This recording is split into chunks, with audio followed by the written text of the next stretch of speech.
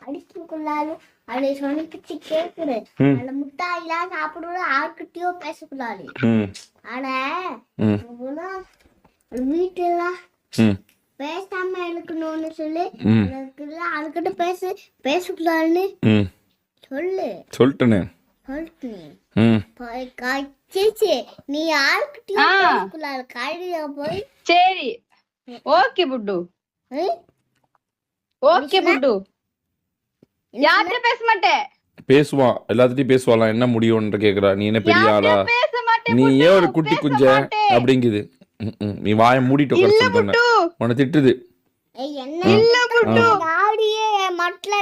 அடியெல்லாம் புடிச்செல்லாம் வாங்கிட்டுவாள் சாப்பிட்டு திட்டவே இல்ல புட்டு